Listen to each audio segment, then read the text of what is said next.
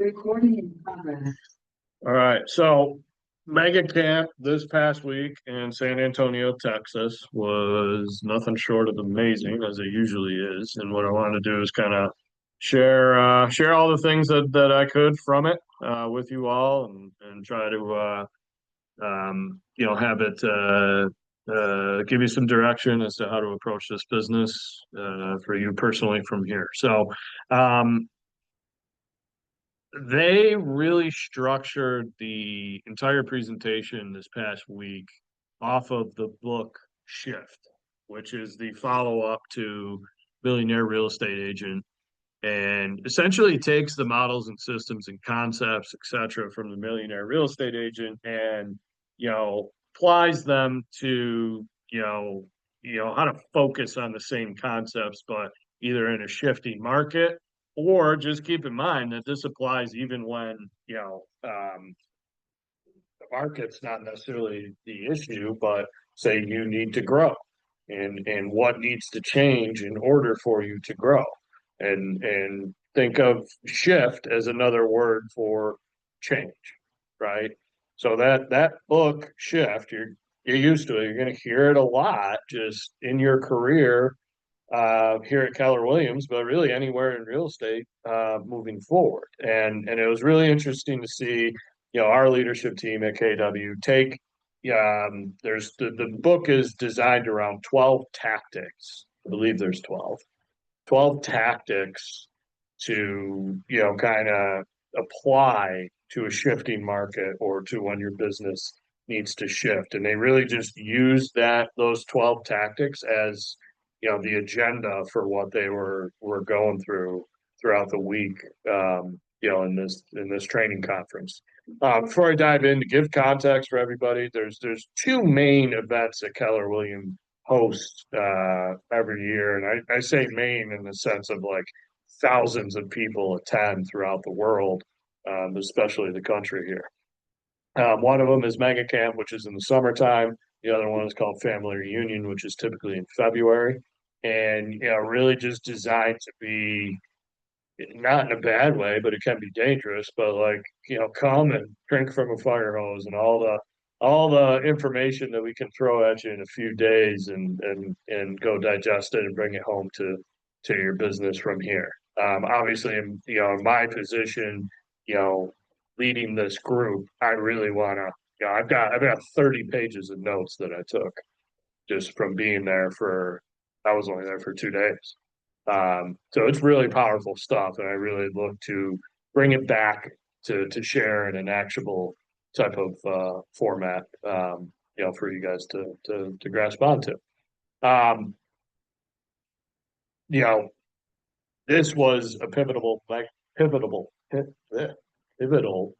mega camp from the standpoint of we've got market shifts in play, we've got a technological revolution out there, and therefore consumer expectations that are constantly changing and advising. So what was covered, what I broke down anyway um, from this past week were really five key themes.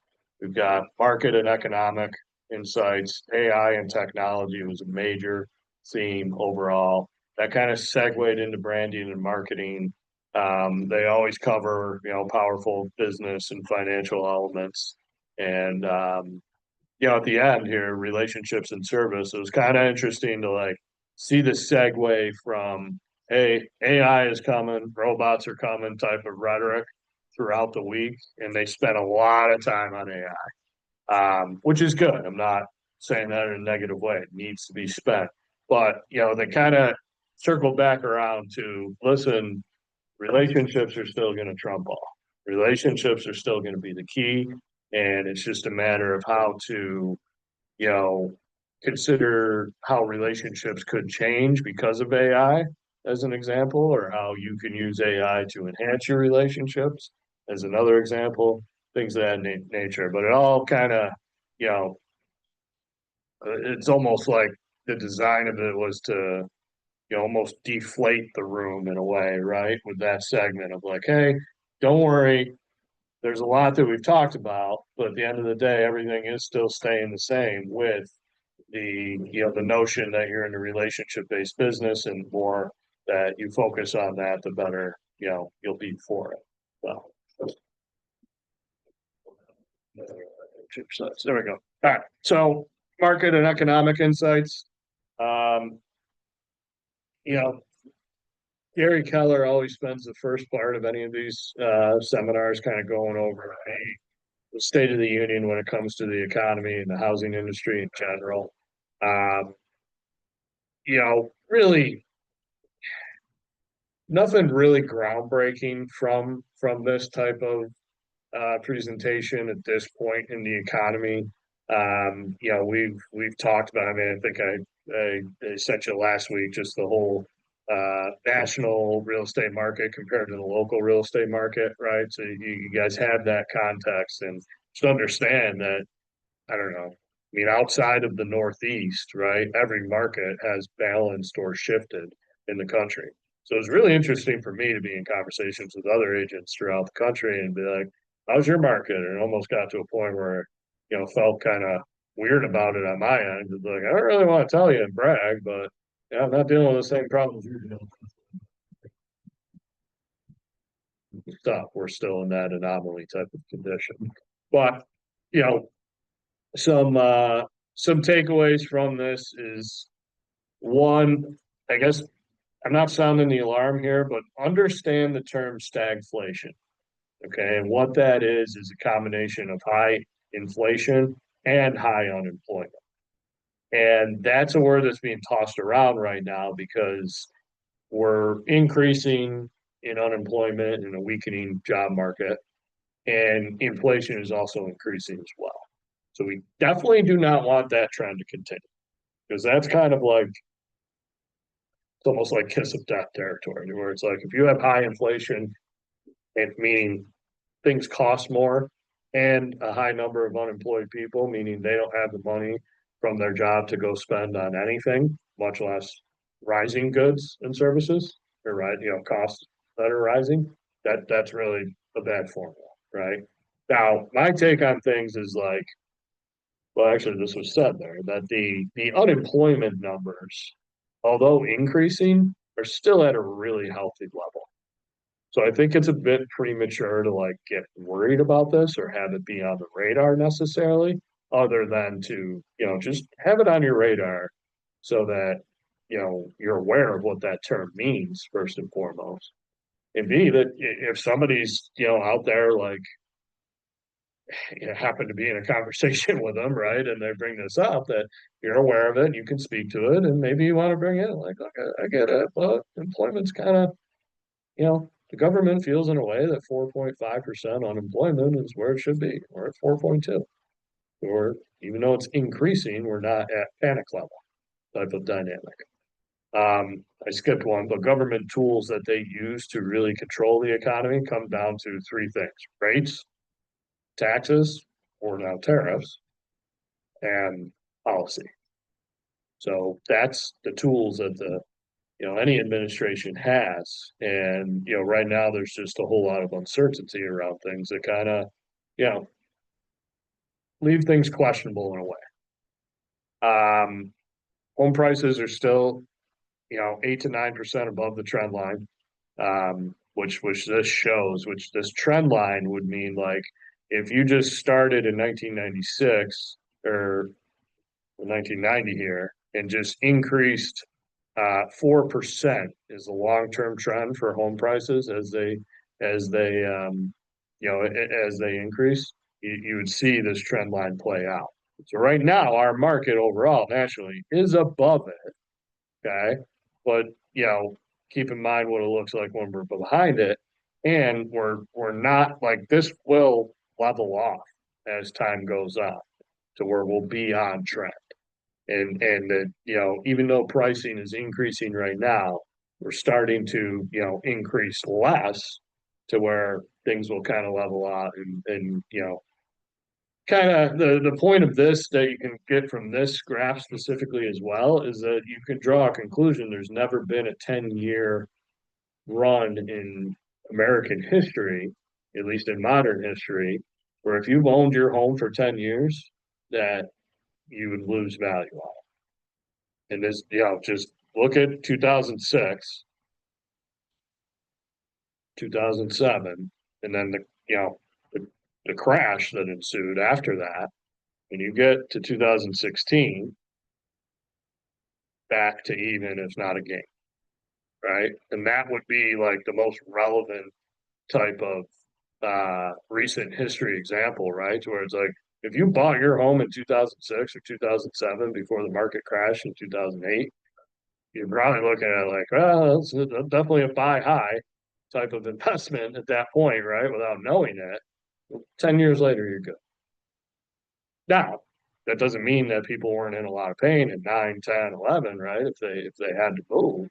But just understand that if you're talking with a buyer who is in the mindset that like I'm gonna be here forever, it's not necessarily like who cares, pay whatever you want, but it's like you're gonna be good. Unless life happens unexpectedly to where you have to sell this home in a short period of time when you're planning on living in it forever or for 10 years or 20 years. So the kids, go to college and they're babies right now as you're looking at them. That's a reassuring, comforting type aspect as a buyer and as their representative to be able to tell them like, okay, you should be good. Um, and ultimately the inventory rising, throughout the country is gonna do its job to stabilize prices from a simple supply and demand type of model. What's really interesting is like real estate's in a recession transactionally because we've been receding in terms of dropping the total number of homes that sell each year. And we're hoping to come out of that this year to where it's bottomed out and we start to turn the corner. However, real estate agents are going to have their third best volume year ever. So transactionally, we're not in a good place. Volume and therefore income, a lot of agents are. I would just be cautious as an agent moving forward in your career if you're making more money but selling less units than you previously were. You don't want to have a transactional business to where it's like you're just focused on the transaction and customers as a transaction, right? But you do want to have a unit-based business. And that's why we spend the time that we do on the economic model, for example, right? To get to a point where it's like, all right, I got to have this many conversations play out throughout the course of a week in order to set this many appointments, in order to work with this many people, in order to sell this many homes. But shift tactic number one is get real and get right. And ultimately, the whole state of the economy and the data that's out there really serves its purpose to cause that to happen and to get real and understand where we're at right now and make sure that you're right to go out and perform the activities that you need to perform. And bad economy per Gary Keller here at the top equals good for top agent because others won't put the work in. So it's your opportunity to get an unfair share. Uh, like I said, AI was just a major, major topic. Here's how I'm thinking of this overall. Sorry for the pictures just from my phone from the presentation there, but my takeaway on the AI topic this week was that it was more so an understanding around how consumers are going to adapt due to AI. And the easiest way to think of this is think of Google as it sits right now, right? And when you search for anything right now via Google, like what's the first thing that pops up? The Gemini AI summary at the top, right? Then you get into the paid ads and the sponsors that are below it. And then you get into if you're good at your SEO game on whatever somebody's searching for, you'll pop up on that first second page, even if you're good at it. So the notion that consumers are going to continue to search the way that they have been searching, where it's like, hey, here's a bunch of links for you to go do the digging on and come to your own conclusion on, is going to be dead. And these experts are saying 3 to 5 years. Like everybody's saying in 3 to 5 years, the Google search as we know it now will be totally done. And it'll be replaced with AI resource or tool of choice. And, you know, instead of restaurants near me, hey, can you book a reservation for 6 p.m. at an Italian restaurant within 10 minutes of Rochester? And it'll do all the searching and here you go. So similar to just any consumer behavior pattern and then applying it to our real estate industry, like, things are going to happen to where, kind of the search right now would be what, like best realtor in Rochester. That similar type dynamic is going to happen. It's just going to happen with whatever AI tool, and you have the ability to be listed there. And you're going to be able to get to that point by similar tactics as, the SEO game, okay, search engine optimization. The new wave is GEO, would be generative engine optimization. So to be the content provider that feeds that, SEO, GEO type of game, like that's ultimately the tangible takeaway for your business, is to be in a position where you're providing things for the AI robot to search and find you with, and to be a resource to where consumers are asking questions about real estate and you're providing the resource for them to get the answer.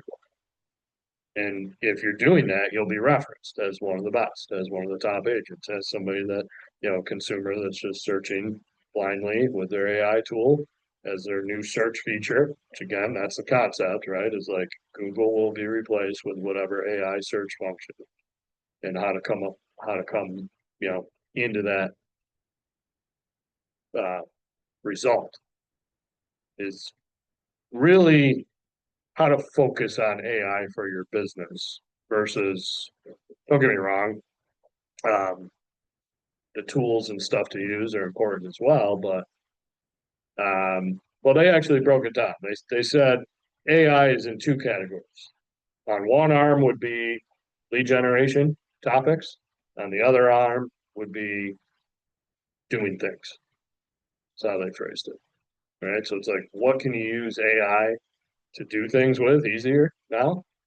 Or what can you use it for to enhance your lead generation? So start thinking in that same mindset. Now what gets interesting is that, well, does anybody know what the top, like just consumer wise, what the top usage for AI is right now? Take a guess.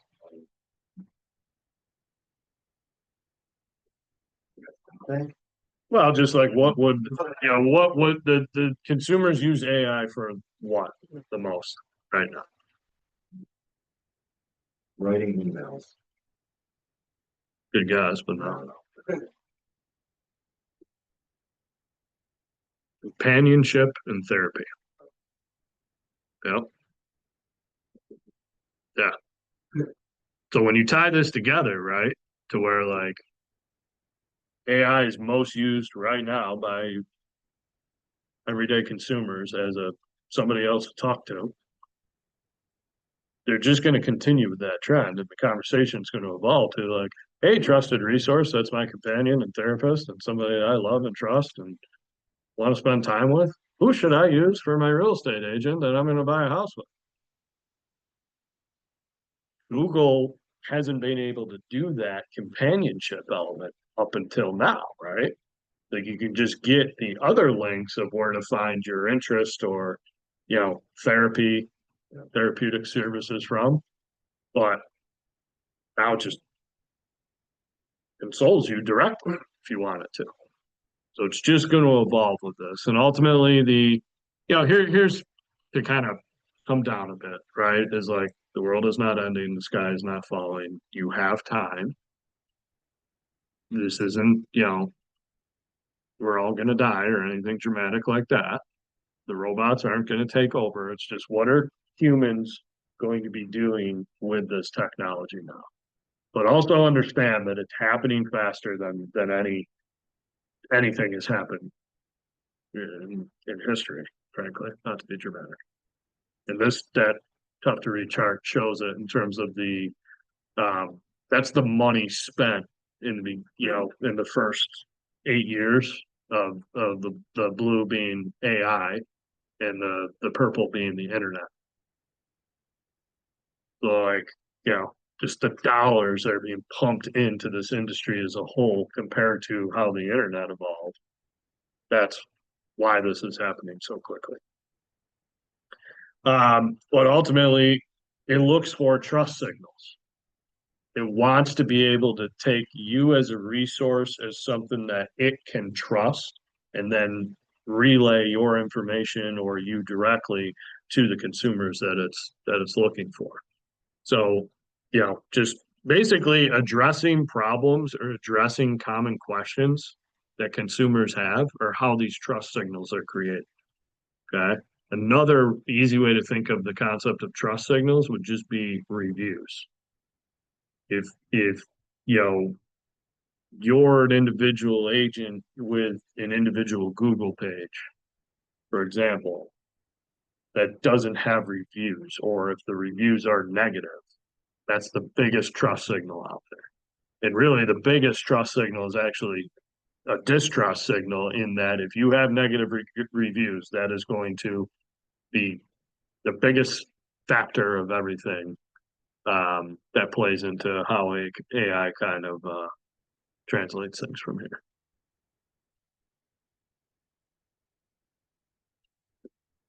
Some other AI stuff.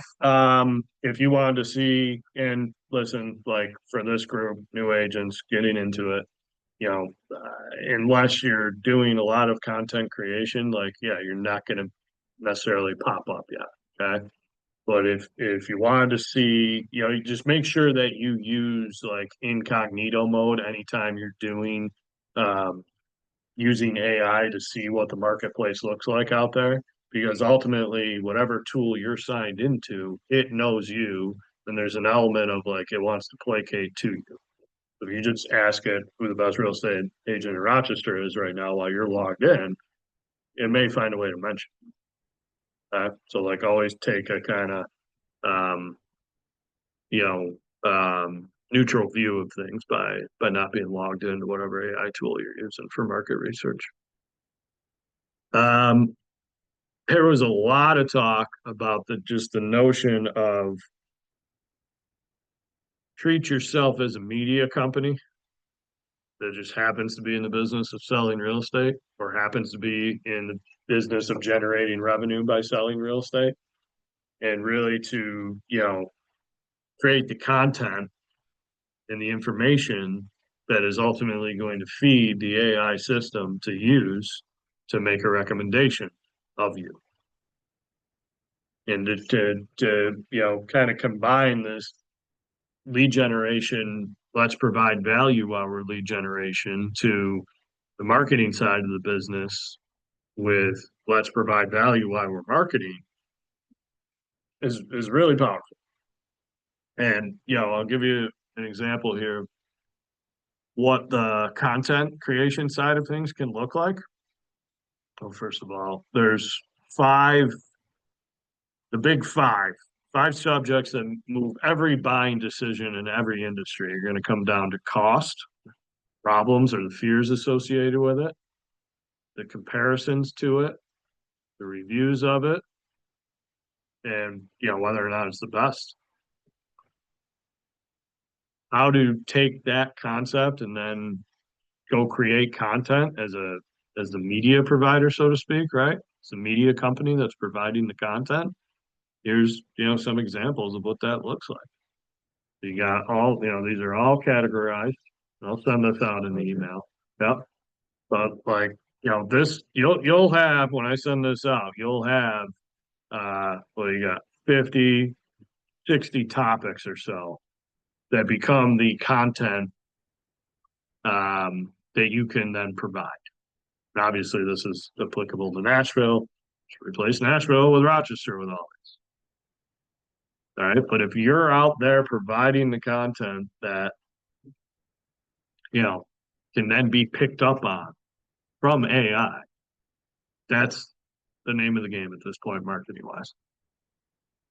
So to, focus your marketing on this type of, again, providing content basis, but then making the content valuable based on what consumers are looking to get answers on. If you're the provider of answers in your industry, AI is going to pick up on that and you'll be favored. And that's kind of where this, in a way, it's not like this is anything new. It's just that the game has sort of shifted to where SEO, I guess if I could try to find a way to describe it, would be like keyword based and maybe not as valuable content that's needed to be provided in order to hit on those SEO functions. Now it's like, yeah, actually provide the answers that people want. And you're gonna make the world move on that because you're gonna hit it both from a marketing standpoint and a search engine standpoint. You want to call it that? Just like how you pop up on the internet, right? But then you're also going to be enabled to go out and actually have that conversation with your people at a higher level. If you're, writing blogs and doing videos and doing clips on social media and whatnot, and then taking that into real life conversation, real life tactics, kind of comes full circle to running a really good business that way. I'll send this out, but I'm, definitely encourage like, you gotta kind of, wrap your head around the plan to be a content provider. Media company, like, sure, you can say it's extreme, but I can tell you that's what the powerful people in this industry are thinking about. It's like, how do we, I don't necessarily know if it's the same type of logic as the algorithm, right? But like similar type dynamic, right? Like, how do we make the algorithm work in our favor? And this is how. The beauty of it is, like, frankly, stuff we should have been doing anyway. So, okay. All right. So I'll touch on here. Treat AI like an employee, like make sure that you tell it how you want it to do things. Make sure you give it feedback along the way. Tell it I didn't like how you did that. Make sure you're auditing the responses and not just taking the first thing it spits out, putting it out there to the public. Stack multiple AI tools. So like find your way, find your best one. Like, I'm not saying you got to use every single one of them because that's not to get too in the weeds, but like not all of these companies and websites and whatnot that are out there right now are going to survive and make it and be profitable. This is very much like gambling in the industry right now you're going to see who's left standing and or see which of the big players buys, whatever smaller product, right? Like for example, that Sesame app that I sent you that you can role play on, like they're not going to make it. Their product will get bought by Amazon or Google or whatever to integrate into something larger.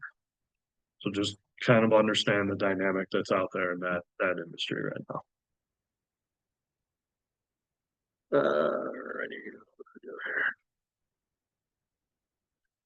Alrighty. This slide kind of touches on. So I'm fortunate enough to be part of Gary Keller's Top Agent Mastermind. So that becomes like, taking a room of 4,000 people, like the main stages at this event, and then getting into a room of 200 people in a more intimate setting. Really grateful to be a part of it, but really, more grateful to take things away to bring to this group especially. But, a lot of nothing that really kind of, groundbreaking that I haven't already mentioned. But again, legacy searching is dying, right? Like the traditional SEO will be less of a thing moving forward. Most successful agents use AI to enhance human connections, not replace them. And that's kind of, the good news here to all this, right? It's like you're not going away, but the agent that doesn't use AI to enable and empower them to do even more activities and business in general, they may become obsolete. The agent that's like, however many minutes into this AI discussion at this point and kind of, getting frustrated with it and sick of hearing it, like it's not the time right now. Like this is early on stages to where they're saying you got 6 months to a year to really like get on board with these changes before you're, you know, not necessarily left behind, but really in a position where it's like going to take a lot longer to catch up at that point. So don't be the agent that's resisting this change in the industry in general. And understand that it's like all happening very, very quickly. And it will seem like, drinking from a fire hose, but just take a step back to understand, like, okay, do I understand it? Do I understand what's happening in society and to consumers in general? How do I apply that to lead generation for my business? Or how do I apply the tools that are out there to do things easier? I'm giving you a lot of conceptual, like, here's what's happening type of stuff right now. It's not to like set everybody in a panic. And again, like Terminator's coming, going to wipe us all out. Let's just understand this opportunity that exists and take advantage of it and how to take advantage of it.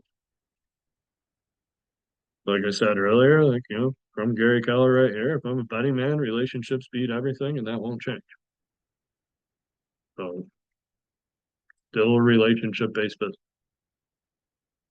People are just changing behavior wise. More and more developing relationships with AI. So you really need to be on top of your relationship game in order to combat that.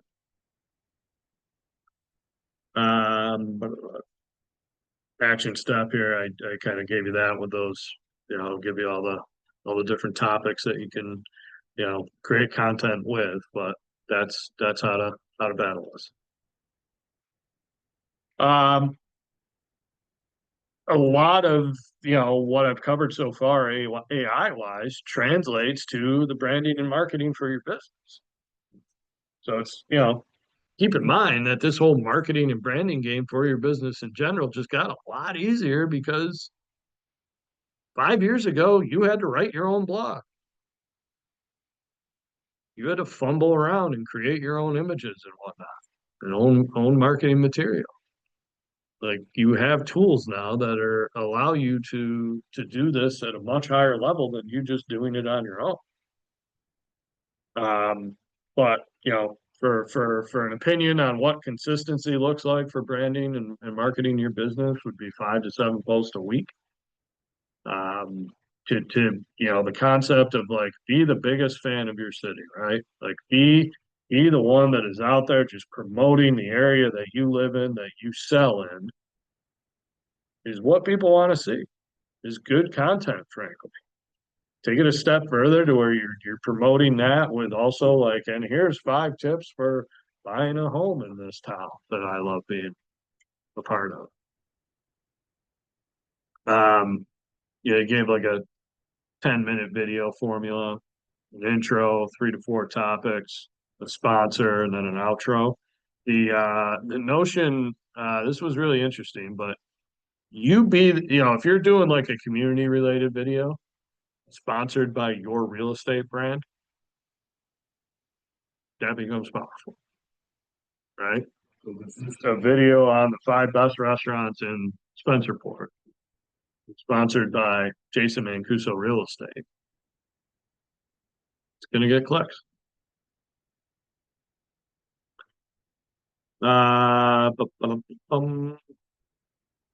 Good product, compelling story, consistent experience equals strong brand identity. That compelling story, I guess, like I don't want you to overthink it, right? You're not, you don't have to be a media company that's out there trying to win an Emmy or an Oscar or whatever. But just, bring some creativity to it. Bring your personality to it, first and foremost. This concept here of like, how to go about this content creation, right? Like, keep in mind that one video can turn into content for all these sections here, right? One video can turn into a blog, can turn into shorter clips, can turn into a video post on Instagram, LinkedIn, Facebook, TikTok, etc. Can turn into a clip for a newsletter, can be posted on your website. So just content repurposing is a is a has been a topic, but definitely only going to continue from here. Um, on the content creation side, it's not, we don't have the full details, but we've got the only flagship marketing partnership with Canva that was announced this past week, like the only one in the industry. So this company, KW, just continues to want to, put you at the forefront of change and progress in the industry ahead of the competition. And they're doing that with Canva. Um, that's, I don't know how familiar everybody is, but we recently struck a partnership with a private equity company that gives us a lot more resources than we had before. And that's all for the good. So stay tuned for more on Canva, but just understand that that kind of Canva is a marketing company that's also all in on AI to just make the experience that much better.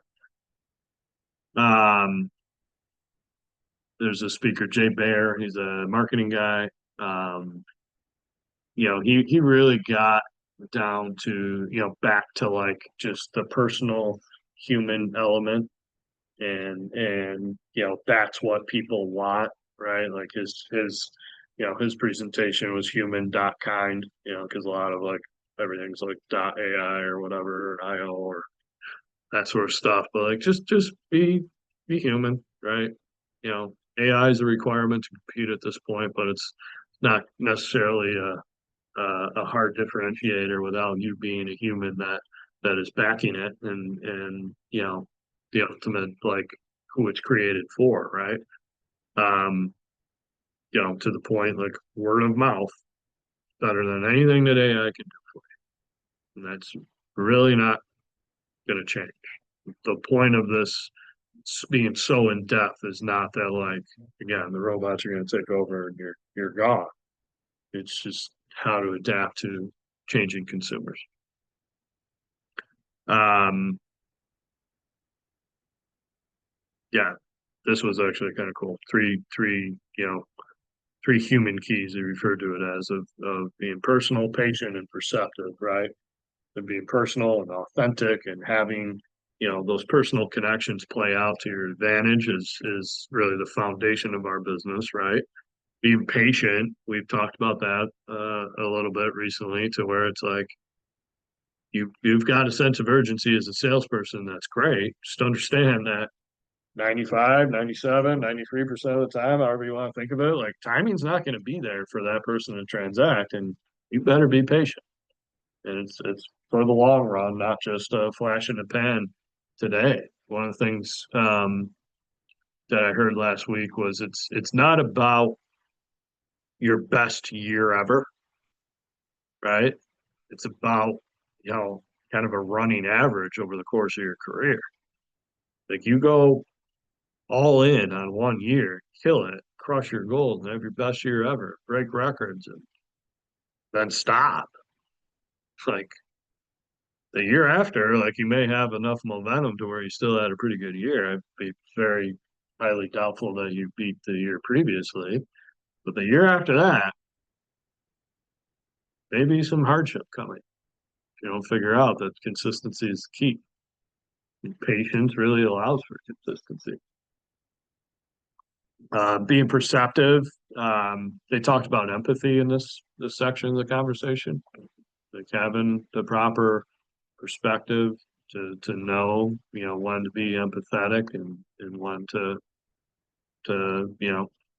time to negotiate, for example.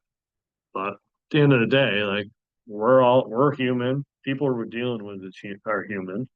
Treat them as human.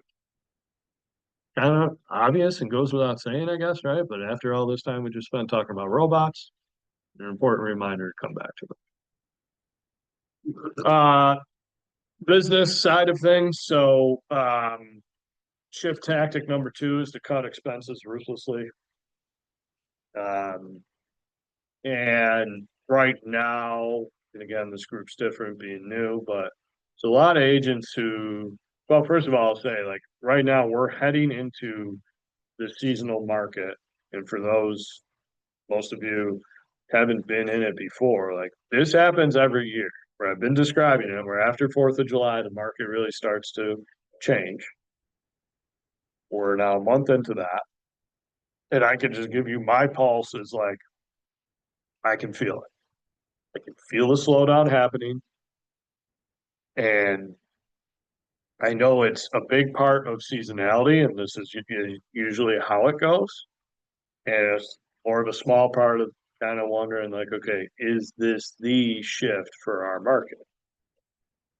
If I'm a betting man, it's more seasonality than just like a major market dynamic change that will bleed into 2026.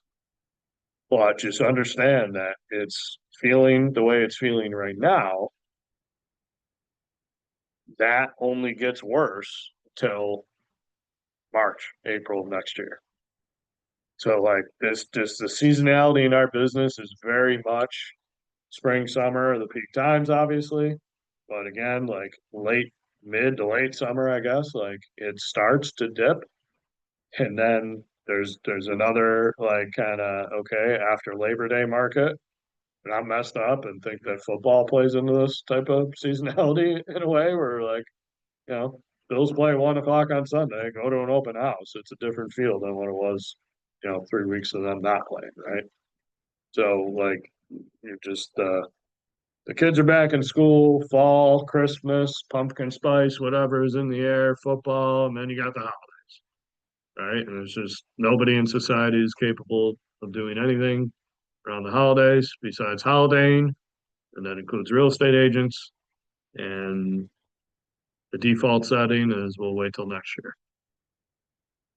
I said that includes real estate agents for a reason because you can fight seasonality and you can apply purpose to your business to be able to, you know, not have a roller coaster ride through the seasons like most agents will, and just continue to grow and grow and grow, or keep things steady at a high level in the slower seasons. But it takes the actions. But if you're not going to fight that way, make sure you cut expenses pretty hard. Okay, because you're heading into a time right now. Just for all agents in the industry, you're heading into the seasonal time. And if you're not willing to do what it takes to thrive during that time, then yeah, well, at least maintain your profit margin and look to cut expenses. Different conversation with this group that's new and building and getting on their feet, so to speak, with the business, right? But just understand this discussion for year two, for year three, and beyond, where when you're building something and then you get to a point in August where it's like, what the hell just happened? We're still in the summer, like it's not winter yet. What is going on with the market? This plays out every year. And also it plays out every year to where first working day after New Year's Day, like I always go into it kind of listening, throughout the office, like is the phone ringing or not? And it always does. At least comparative to like that holiday season of like, okay, not many incoming inquiries coming in, so to speak, right at, New Year's resolution type of concept of like, hey, I think 2026 is going to be the year we want to do something. Want to reach out. Like, you'll get that if you're their resource. And then it just takes time to prepare. And then, okay, now we're ready. It's spring market, and the cycle just goes on and on. But for a solo agent, you want to target a 40% profit margin for your business. Teams are a little different. They got more overhead to where that margin won't be the same. But for a solo agent, you want to target a 40% profit margin. Totally possible.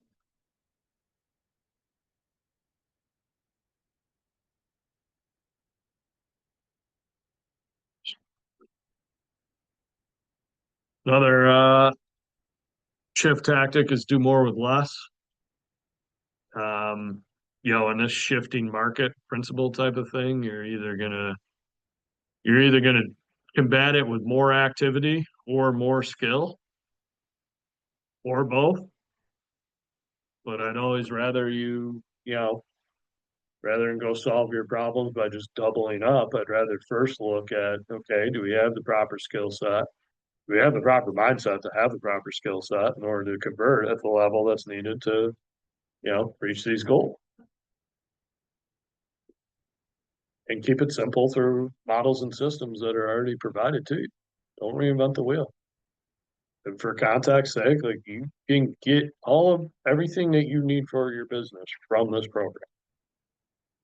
Frankly, from like if you just follow this session, the email that comes after it, if you can't make it, like the design is that, between that and ready for real estate, like you have everything that you need from a personal development standpoint to allow your business to play out. Take advantage of it. But to grow, you always need to be hungry. You always need to be humble. You always need to be honest. Make sure you keep those principles intact. I got the opportunity to sit with this guy named Mitch Johnson is his name, and he is Gary Keller's financial advisor in the form of the CEO of Keller Capital. But all that is basically a company that manages Gary Keller and his family's financial assets. So kind of a wild perspective of that guy, like talking as a financial advisor on like how he makes investment decisions for Gary and how Gary wants to do things and things of that nature. But really, his message was relatively standard in the sense of like keep it simple. Don't go chasing the unicorn unless you can really afford it. He would spend a lot of time talking about investments that kick off dividends. So when you are investing in public markets, stock market, and ETFs and things of that nature, like dividends are a great thing to take advantage of. And just, diversification is always a general investment strategy to take advantage of or to follow. Relationships, back to the basics, right? Treat your sphere of influence accordingly and get real with them, be real. Go back to them often and give them gold was I forget whose, but when the 3G method, get, go, and give. But the get real part, this kind of stuck with me. They were referencing like if you were to get a call from your insurance agent randomly, cold call, lead generation call, like we're recommending, right, to make to your people. And it's somebody that you don't really have a close relationship with. It's just your insurance guy. He knows that you're a client of his. It would be kind of weird if he just called you and shot the shit and didn't talk about insurance at all, right? Why is it any different than us? People know why we're calling. At least make a point of making a point. Don't even like get to the point, maybe aggressive to where like exchange the pleasantries, as I say, and keep it personal. Maybe don't be too aggressive to not seem salesy, but like it's almost weirder if you just call and talk about somebody's dog and job and life and vacation. Okay, cool. Talk to you later. Without that close relationship, example of this, right? They're probably like, what just happened? I know that guy's a real estate agent. I know what he's doing. He just called me and talked about my dog and didn't talk about anything real estate related. Fishing. Provide value though. Provide, give gold, right? This line's powerful, but this is the truth that if every agent had a database and stayed in touch with them, Zillow wouldn't exist.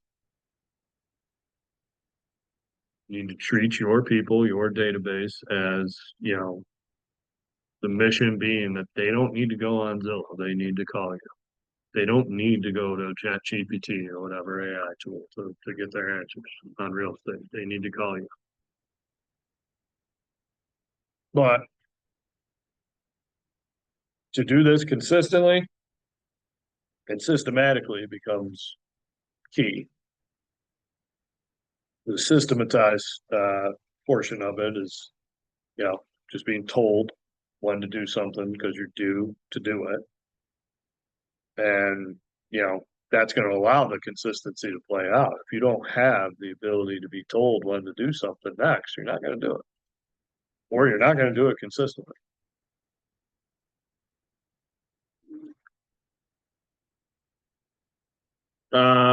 Prospecting section of things, somebody had the scale formula that was used to segment your database, to categorize it by relationships, to automate your follow-up, leverage technology, and engage consistently. Kind of a formula to where it's like, all right, how can I build that element out in my business? And to bring context to that, I would say um, to segment and categorize kind of similar, but to like use tags in command would be how to achieve that. But think of the number of different categories that you can create to segment with, right? And think of your interests that are going to be more enjoyable topics to relate to and to build more effective relationships with, right?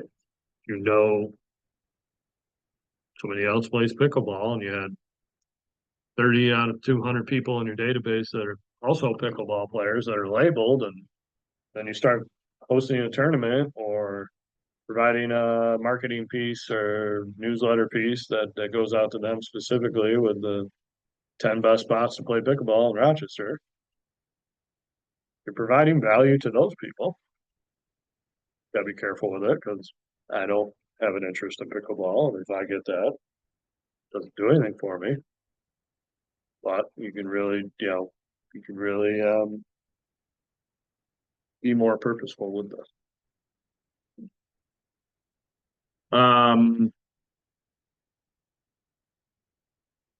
Motivation and urgency. So this one stuck with me. Strategy sessions, like it's just enough fancy word for consultations. Okay. But like I'd rather have 100 questions asked by me as the agent to use the buyer and show you 4 homes than show you 100 homes because I've only asked you 4 questions. So kind of that's extreme for analogy purposes, but make sure you're living that concept where it's like I'm gonna go deep with you. It's what you're thinking, so that I can get to a point where I know exactly what you need and go find it. Versus I'm not gonna go deep and let's just hope the process plays out at a relatively quick pace to where you know we'll just go out there in the marketplace and explore together because I'm not willing to ask any questions to find out to eliminate that need for exploring.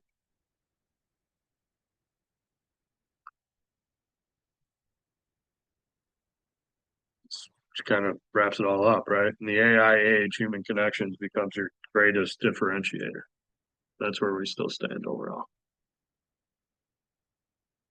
This was the keynote speaker, Sahil Bloom. I didn't really get into what his background was prior to becoming an author, but he just wrote this book called Five Types of Wealth. You think wealth, you think money, right? But more so, you're not going to be wealthy if you have all the money in the world, but you don't have your time protected and your time well spent and freedom for yourself overall. And you don't have, mental wealth and health, peace of mind, clarity, and just, stress-free dynamics and, your physical wealth. And he said, are you going to be able to dance at your 80th birthday party? And young whippersnappers don't have to worry about that as much, but that kind of hit home for me. Okay. It's going to be like in another 40 years, but start protecting that now for when you are young and still full of energy. But physical health matters, right? But then social wealth, the relationships that you have and how that that feeds your energy, feeds your, especially level of success in this business. So think of wealth building and not just how much money do you have in your bank account, but is everything else in check the way it needs to be.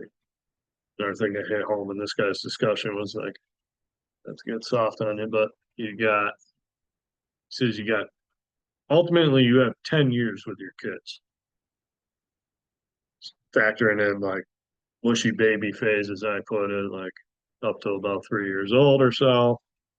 And then when they're 13, you're no longer cool and they want to be out, girlfriend or friends, spending summers with doing that instead of mom and dad time when you're, that prime age of say 3 to 13. So time flies. Use it wisely. All right. Look at that. An hour. Questions you guys have? Thoughts? It's good. AI in the future, we used to adapt to it, keep using it. Yeah. Uh, Yeah, I think adapt and understand it the right way was a major takeaway for me because it's a lot to take in right now. And everywhere you look, especially social media wise, there's going to be an AI push here and there. And there's another resource. And I keep seeing these like, here's a top 25 AI tools and stuff like that. It's not about like taking that top 25 AI tools and going through each and every one of them and like seeing if it's a fit for your business or not. Don't think in that level. Think like, how are my people adapting with this technology? And therefore, how do I need to adapt? That's on the lead generation side. And we talked about it again, be general but specific, like be that content creator on topics that need people need seek answers to in real estate in your local community. That'll do it there. And then on the tool side of it to get things done more efficiently, like yeah, find your way. But it's yeah, again, like I said, like 98% of the AI companies that exist right now aren't going to exist 5, 10 years. So just understand that that's how it's all going to play out. The big players will be left standing inevitably. So be careful with like going all in on some obsolete tool that nobody else has heard of, but you find to be cool because they may be out of business in the next 6 months. But yeah, find the right tools to get things done.